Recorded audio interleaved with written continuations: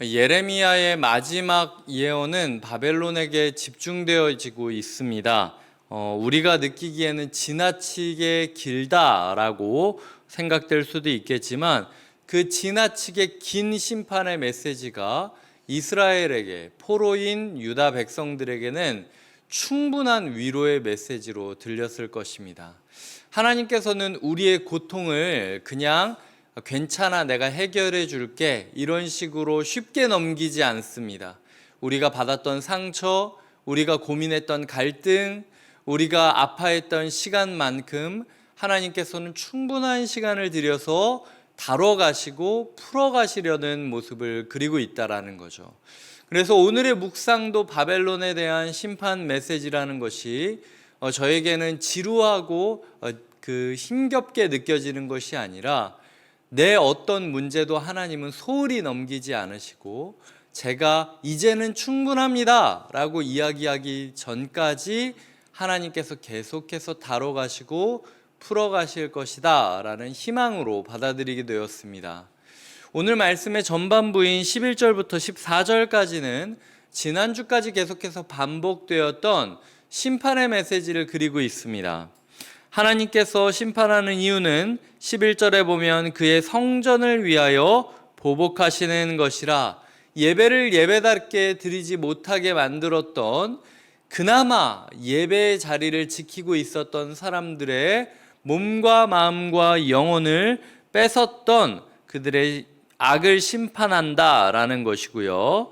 13절에 보면 너의 재물의 한계, 내 끝이 왔도다 라고 이야기를 하며 그렇게 자랑하던 재물도 끝이 올 수 있음을 경고하고 있습니다. 그리고 14절에 보면은 메뚜기 같은 사람들이 당신들을 향하여 달려오며 환성을 높이리라.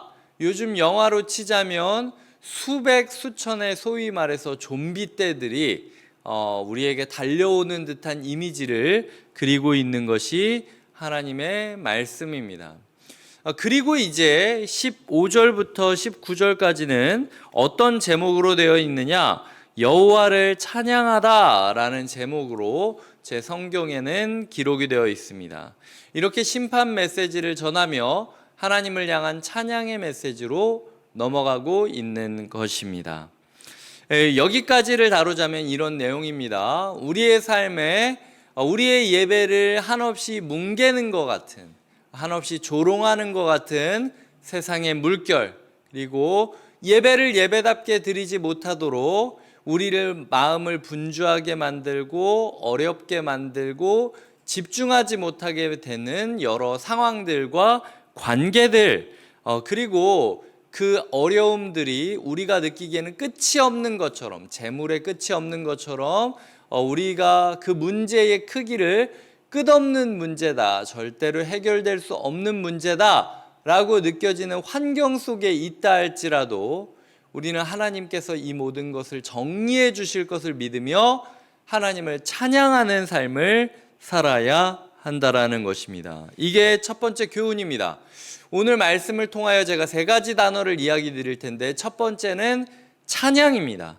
15절부터 19절까지 예레미야는 찬양하고 있습니다. 하나님께서 비록 나는 포로고 바벨론은 우리를 점령한 주인 나라지만 그럼에도 불구하고 그 치하 속에서 하나님의 승리를 믿으며 찬송하는 자로서 살아갔다라는 거죠.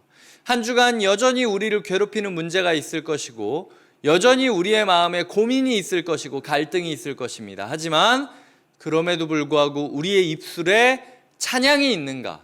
우리의 영혼이 찬양이 울려 퍼지고 있는가? 주일날 우리가 외쳤던 찬양을 우리가 반복해서 하고 있는가? 우리가 좋아하는 찬양을 계속해서 되뇌이고 있는가? 오늘 우리의 하루 가운데 찬양이 있는지 돌아보아야 한다라는 것이죠. 두 번째로 보시면 17절입니다. 금장색마다 자기가 만든 신상으로 말미암아 수치를 당한다 라고 이야기를 하며, 그 수치를 당하는 이유가 무엇인가? 생기가 없기 때문이다 라고 이야기를 하고 있는 겁니다. 찬양의 내용이 무엇입니까? 우리의 하나님은 생명력이 넘치는 분이다. 그게 너희랑 다르다. 이렇게 찬양하고 있는 거죠. 두 번째 키워드는 생기입니다. 우리의 오늘 하루는 그리스도인만이 누릴 수 있는 생명력이 있는가? 활기가 있는가? 열정이 있는가? 맨날 믿는다라고 얘기를 하면서 열정 없이, 기쁨 없이, 설레임 없이 맨날 짓눌려서 고민하고 괴로워하고 압박감을 느끼고 답 없이 가는 것이 아니라, 그리스도인들이 희한하지만 그럼에도 불구하고 매력적인 사람들이라 불렸던 이유는 포로인 중에서도 생명력을 노래하고 있는 사람들이었기 때문이에요.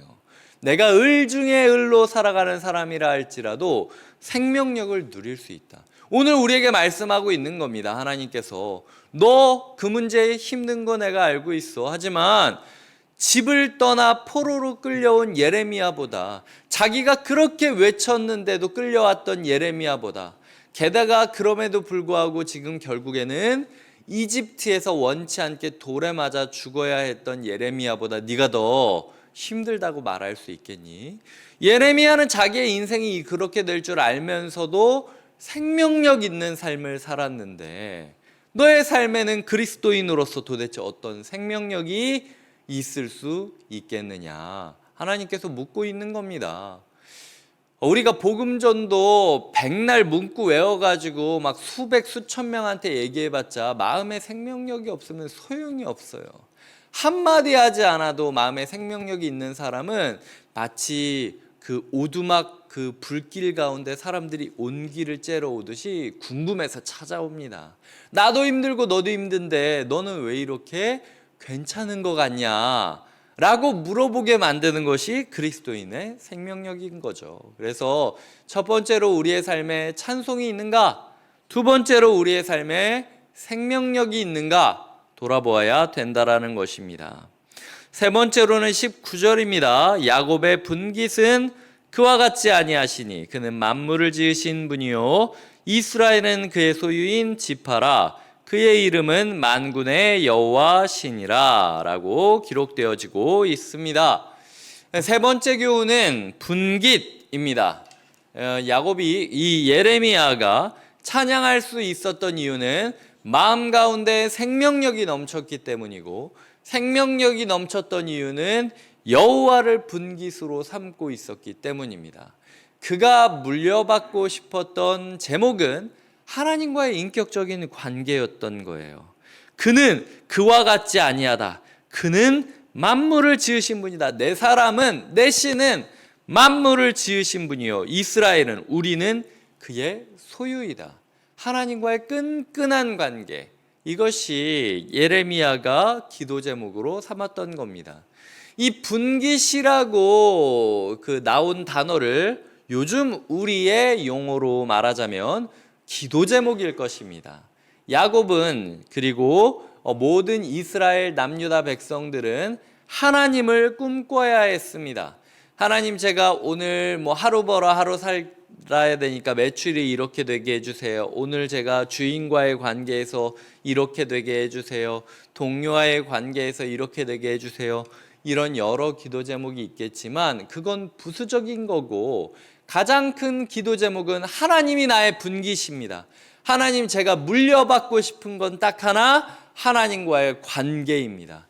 하나님만 나를 의지해, 하나님만 나를 붙잡아 주신다면 나는 하나님의 평가만을 신뢰하면서 그리스도의 것으로 한 주를 넉넉히 살아갈 수 있음을 믿겠습니다 라고 이야기하는 것이 예레미야의 고백이었다라는 것이죠. 그러니까 우리의 삶 가운데 세 번째로 물어봐야 될 질문은, 오늘 내가 품고 있는 가장 큰 기도 제목이 무엇인가? 하나님, 내가 세상의 평가와 나 자신의 목소리에 귀를 기울이기보단 오직 하나님이 나를 어떻게 평가하시는지를 말씀을 통해서 바라보며 하나님과의 관계에만 집중하기를 원합니다. 그럴 때에 세상 그 누구가 나에게 뭐라고 이야기한다 할지라도, 내 자신이 나를 어떻게 평가한다 할지라도 하나님의 평가에 나의 영혼을 고정시키고 그로 말미암아 내가 한 주간 달려가겠습니다. 이것이 여호와는 나의 분깃이시다 라고 이야기하는 포로 백성 야곱의 후손들이 외치는 찬양의 이유였다라는 것입니다.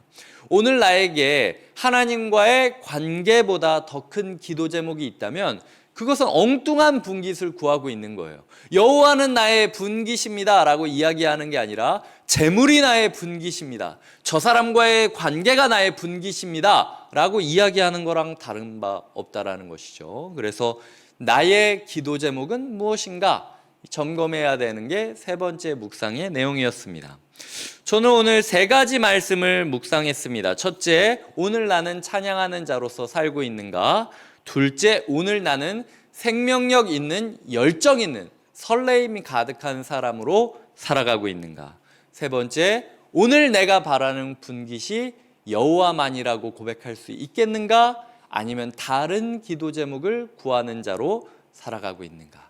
오직 이 세 가지 단어를 하루 동안 묵상하시면서 여호와의 평가에 우리의 삶을 의지하시고, 그리고 여호와만을 붙잡고 그리스도인으로서 하나님의 백성답게 살아가시는 하루가 되시길, 한 주가 되시길 주님의 이름으로 축복드립니다. 기도하시겠습니다.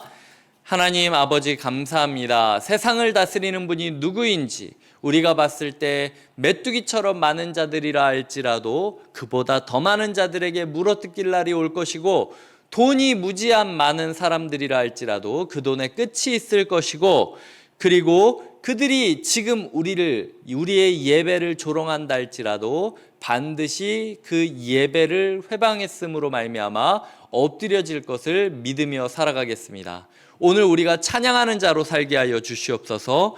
오늘 우리가 생명력 있는 자로 살아가게 하여 주시옵소서. 오늘 우리가 여호와만을 나의 분깃으로 여기는 자가 되게 하여 주시옵소서. 감사하고 예수님의 이름으로 기도드립니다. 아멘.